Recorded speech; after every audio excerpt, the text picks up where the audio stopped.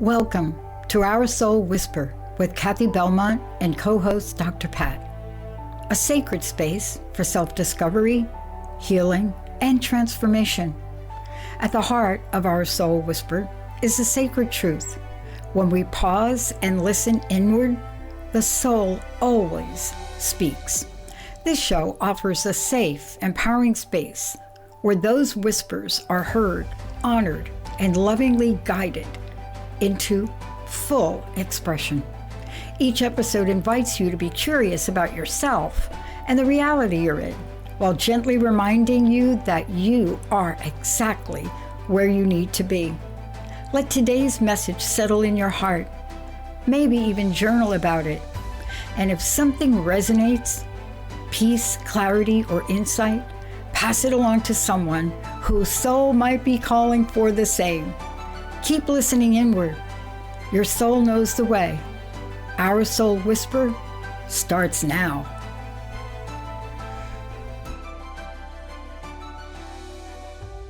Welcome, everybody. I'm Dr. Pat, and I get to take this awesome, wild, amazing journey with the most incredible Cathi Belmont. And for those of you out there, I just want you to write down, sometimes we forget to do this that often.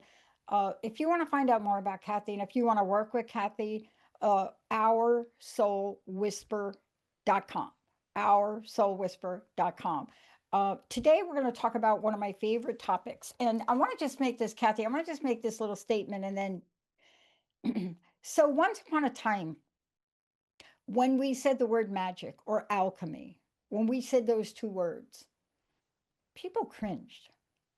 Now you can't even do a movie from Hollywood, any other movie, but a movie that's got like some little magic in it, something got to be in it, like Avengers. Now we've got Wicked. Those movies that just ain't making it at the box office. So what does it tell you about the culture? What does it tell you about the energy of what people want more of?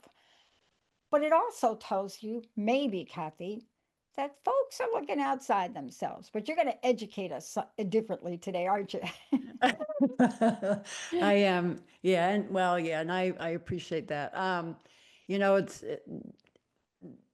think you're right. And it's really looking at magic and how we want to look at that. And, I was watching the Santa Claus movie with Tim Allen last night. And sometimes I just don't sit down to those movies unless somebody else is. So anyway, it just got me in touch with when I was a little kid and I believed in Santa and all that, and whatever beliefs or traditions you have, our listeners have, I'm sure there's some magic as a kid that y'all got in touch with. And so I found this quote that I really just wanted to start things off with. It's by Roald Dahl. And he says, above all, watch with glittering eyes the whole world around you, because the greatest secrets are always hidden in the most unlikely places. Those who don't believe in magic will never find it. Yeah. And it's really, instead of that, I'll believe it when I see it. It's, when I believe, then I'll see. It's Yeah. reversing that. And I'm not sure if I said that right, but No. anyway, it's taking that believing it first, and then I'm gonna see it, rather than, well, I'm just gonna wait until I see it first. So I love that quote. And I love that we're doing it this time of year, because what do you think the most magical time of the year is? And magic is the right word for it. What is it that pretty much I'm going to say every child in North America and other countries, what do you think they're believing in right now? yeah, Santa. the energy of Santa. That's And, right. and other cultures have other things. Santa Maria, they have other things. Yes. But this is an energy, right? When you're a child, you feel the magic of it. At least I did when I was a kid. And I love this holiday season. Yeah. But let's talk about it. In order to enjoy it, or in order to tap into it, we got to do some things differently, don't we? Yeah, it's really just slowing down so we can just see what's there all the time for us to see. We have this cultural pressure of do, do, do, go, go, go. And, I think over the evolution of us, our nervous system has been trained to do that, to do. And it's really retraining to say, how can I be in this moment? It's, the being. We feel guilty for sitting down and taking a rest because there's always tasks to do. There's laundry, there's emails, all these things. And so, what's in the stillness for us that we're so afraid of? If we get quiet, are things going to start to come up that maybe aren't comfortable? Or we're finally, we're sitting down and we feel that stillness and it feels uncomfortable. It's really looking at that and, what's keeping us from slowing down. Maybe we believe that if we slow down, this is one that I can relate to, that I feel like we'll fall behind if we don't do enough. And I know in my heart, slowing down is exactly what I need to do. But it's that, that conflict of, well, if I'm not doing, I'm not going to keep up. So it's really, and a lot of the coaching and integrative work I do is really looking at that. What's keeping us from that? What's uncomfortable about that stillness? What is it about that you have to go and do those emails or look at your phone, when really, let's put it down for a few minutes. Yeah. So Yeah. You nailed something so important because there are habits to stay productive. And, it's interesting. I just had a little text back and forth with Jessica. And because of the number of hours that she, myself, and Linda work, you have to take time. And, I just went through this and I got to tell you, I'm a little bit on the fence here. So I'm starting to be like my own critic right now. It's because here we are. And what would happen if you took out a half a day to do something that you wanted other than what you call productive, other than autopilot? Can you do it? And I looked at this day and both of us were like, I think you need to take time. Jessica's like, I gotta take time to work out. Yes, you do. Stop whatever you're doing and work out, because if we don't take the time at whatever time that is in the day, I'm up at 3 in the morning. And if I don't take time to do something like that, then the day goes by and I don't get any relief. So let's talk about what happens when we take time. Do we get clear, Cathi? What happens so that we can feel the magic? Yeah, it's really slowing down to allow that clarity and almost like life to kind of catch up in a way. It's taking those moments when you're in the shower and clarity comes. You get an idea that maybe could save you a couple hours in your day where, or it's, noticing, you're just tired and you need a break instead of pushing through and trying to do something in a mode of irritability or anxiousness, which may create more work anyway. So it's, for me, it's going back to slowing down and then kind of being in conflict with ourselves of, but I'm going to be behind. But in actuality, my experience is when I can slow down and let things settle, that's when inspiration comes in, clarity comes in, and then all of a sudden my day is freed up. How did that happen? I guess we can call it magic. I like that kind of magic. So it's really trying it out, have that experience and having more of those experiences to build that trust within ourselves to know, okay, because I know when I need to sit down, and I know a lot of our listeners are in tune with what they need to do when there's overwhelm. What do I need to do right now, even if it's just for 5 minutes? Yeah. And building that trust within ourselves. Yeah, going back to not looking outside. What is it that we need right now? And how can we kind of look at the situation a little bit differently to help support ourselves? So what you're talking about, if we'd had this conversation 10 years ago, I wouldn't be able to say this.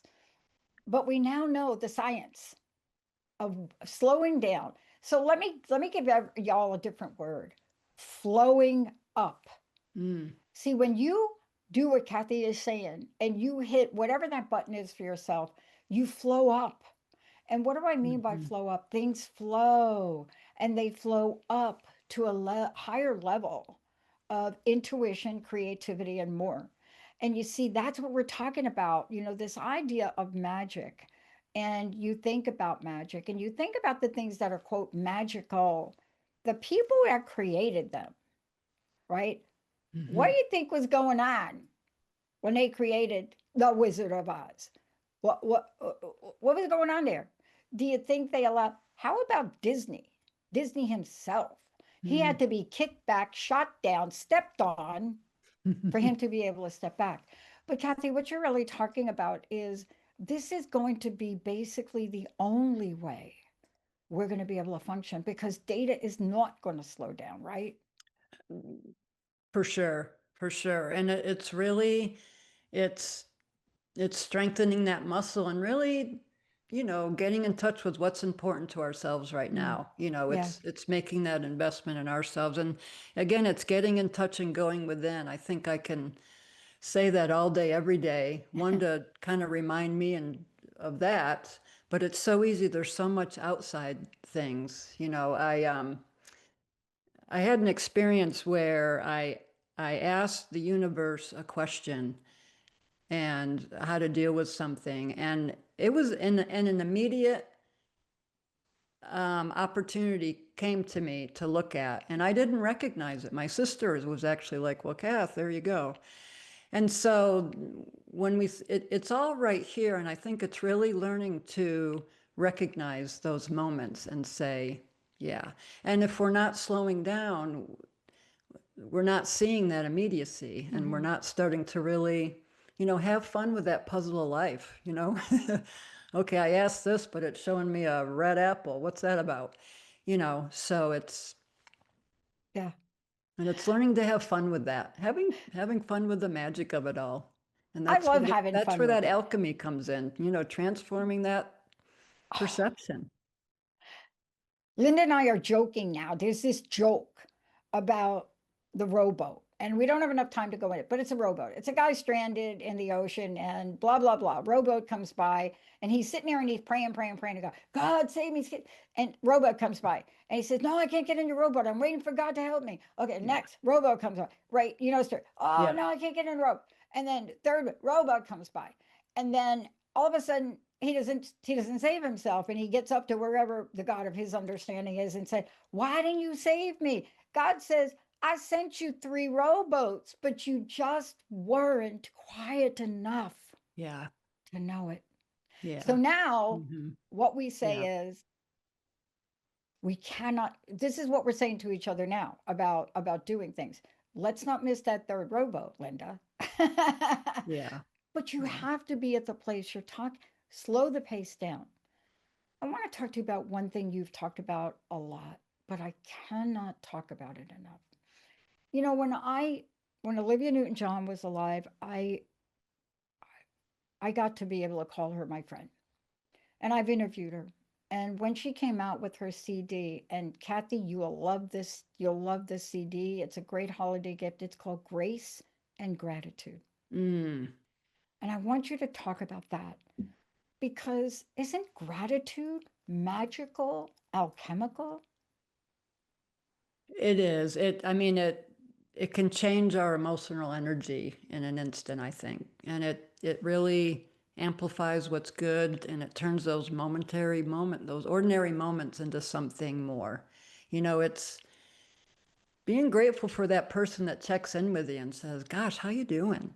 I haven't heard from you in a while." Or, those of us that are in the day-to-day moving all the moments, being thankful that our body's carrying us through that, or being grateful for that shower at the end or in the beginning of the day. Mm-hmm. Just those simple moments, those laughs, someone saying, you look great today. I was walking downtown one day, and this person just said, you've got a great smile. And it shifted my space. Yeah. you know, we say we want to make a difference in this world, a lot of us, and we say, how can I do that? It has to be this big, grand thing. I think back to those moments, and moments like a smile or someone opening the door, or nowadays, someone letting you in traffic. Yeah. You know, how that can really make a difference in your day. And then that person is going to, you know, maybe they'll do the same for somebody else. So it's making those small differences and being grateful for that. Mm-hmm. And we all know that gratitude amplifies more in our life. And so I have a gratitude book that I use all the time, and I just sit and write it. Some days it's hard to find. I'm grateful for water, food. Other days it's, you know, and I'm also grateful for that. But sometimes that's all I can get to. Me And too. it shifts things. And then I can, and it's also the feeling of really feeling that feeling of gratitude and letting it and embodying that. Um, and they're simple practices, and I think sometimes we think, oh, it can't be that easy. And I guess I'm just here to say it can be. What can be challenging is working through our blocks and our beliefs that keep us from that. And, you know, that's the work that I do and that I love and that I made a decision for and am not looking back. And I walk my talk, you know, I'm coached and supported.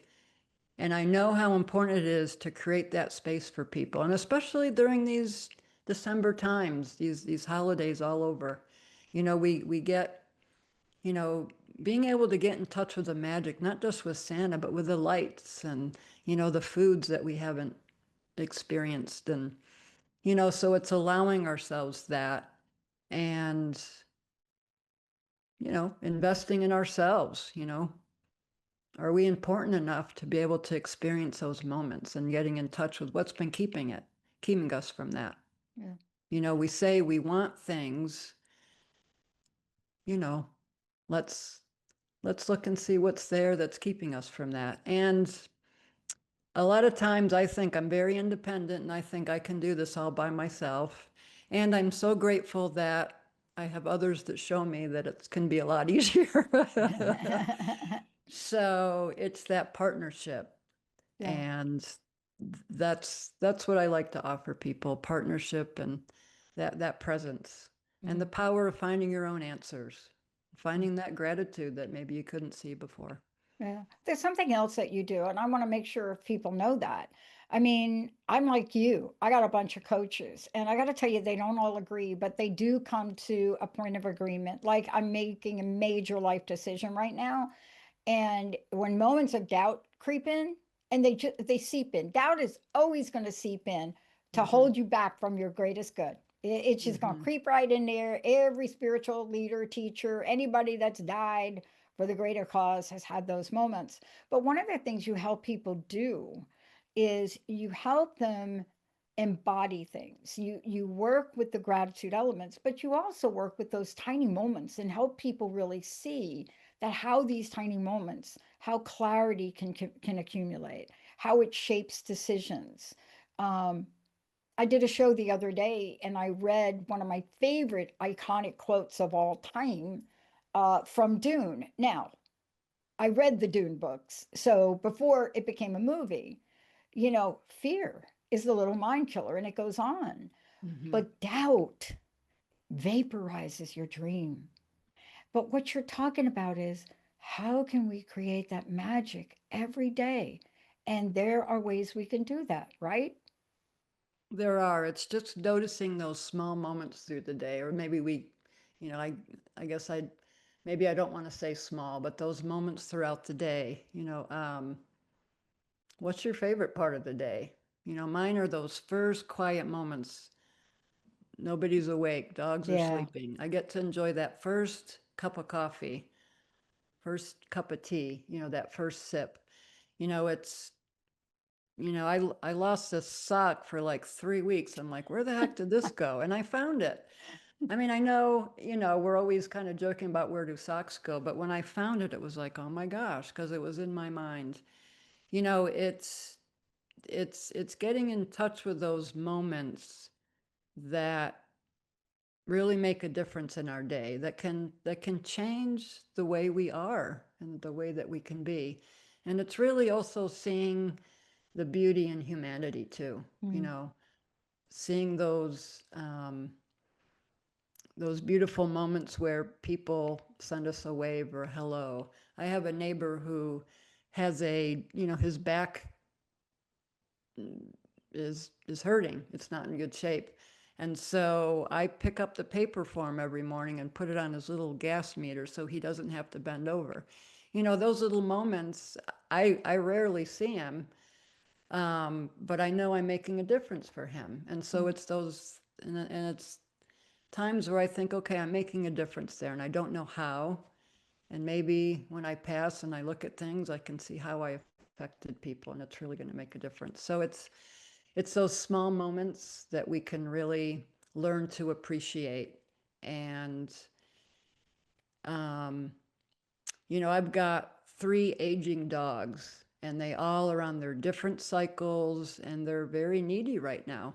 And it's, how can I turn those moments into something else, of maybe frustration to compassion, or to love for these animals, that when they go, I'm not going to be very happy. You know, it's going to be a sad moment. Yeah. So it's appreciating, and it's taking, how do I want to look at this, and how do I want to turn it around? Yeah. And having that ability to do that, by being more in touch with yourself and what's important. Yeah. Look, I have a major decision, and I am I'm making a temporary move, and I can only take the things that are a little bit of stuff. I can't take a whole lot. And so it's interesting what I'm picking. And I realize, so I said the other day to Linda, I'm taking my medicine stick and my bear drum, and Linda looked at me like, what? And here's what I realized. I'm taking those things that represent magical moments in my life. It's not about the medicine stick or the bear drum or, my sacred skins that I was gifted with, or my feathers. It's what they represented and how my life changed. And at some point, I have to pinch myself some days. You see, what you're doing is you're giving yourself to the audience and to the people you work with. There's no such greater gift, I don't believe, than paying your energy and your talents forward to help another person right now. I don't think there is. I I have these moments, and I know you're talking about them because I know you've had them too. But at the end of the story, before it says the end, you have to see the silver lining in the bag of coal. And if you don't have any heat in your house, a bag of coal is the only thing you want, right? Now, please don't email me about the climate stuff. This is a metaphor. But Cathi, Yeah. in thinking about this, what do you want to leave us with? Because this is emotional. Magic is emotional. You know what I'm saying? How many people do you ever watch anything that's magical and not feel like the emotion of it? Like you were talking about the Tim Allen show, right? Yeah. Unfortunately for me, I watch other kinds of shows. Like I think I've watched Resident Evil now for 4 times in the past 2 weeks. But how do we leave people with the action item to take today? And how do people work with you? What's the best way to contact you? Yeah, OurSoulWhisper.com is kind of that, has everything you can find as far as getting in touch.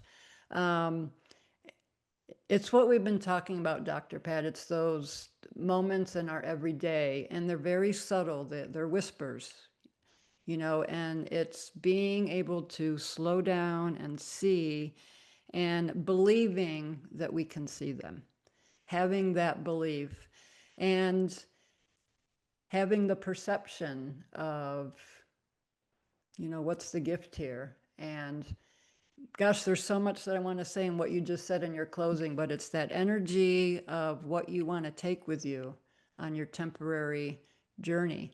It's the energy of what they represent. And it's really carrying that energy with us with gratitude. And it's looking at every day, every moment as a gift. And how do we want to look at that? And in this magical time of holiday celebrations, what a beautiful way to see a gift in each moment. And just beginning that journey, beginning that beautiful, playful curiosity with how are we doing with that? So we're going to have to do a part 2, because this is a conversation that is so important. As we close out, this is a 9-year. How do you determine what your year is? You take the numbers, you add them up, and you get a number. Like 2026 is 10. But there's more to the conversation. But that more, I've never been able to do alone. And that's what you're doing with your clients and the people you work with, isn't it? It's a partnership. It's a partnership. It allows my clients to be guided gently in that space of presence to find their own answers and to come up with those ahas. Sometimes it takes that one question to change your life and to say, I never saw that before. So it's a beautiful experience that I get to do every day. And I invite people to look at that for themselves and say, is this important to me? Is this something I really want to do? And especially with the new year coming up, New Year's resolutions. I know we want to do a part 2, and how do we support ourselves in those resolutions? I love it. Cathi Belmont, I'm Dr. Pat, and for all of you out there, do something. Do something in kindness. We'll see you next time. Thank you for listening to Our Soul Whisper with Cathi and Dr. Pat. Tune in every first and third Wednesday at 11 a.m. Pacific on TransformationTalkRadio.com and subscribe so you never miss an episode. Take a moment now to breathe in and reflect on today's message. If it brought you peace, clarity, or insight, let it settle in your heart and maybe even journal about it. Remember to like and share this episode with someone who's ready to listen within. May our soulful echoes ripple outward, awakening awareness and deep remembrance. If this show touched something within you, share it. Let's create a world where most of us pause, listen inward, and allow our light to shine. Visit OurSoulWhisper.com for more.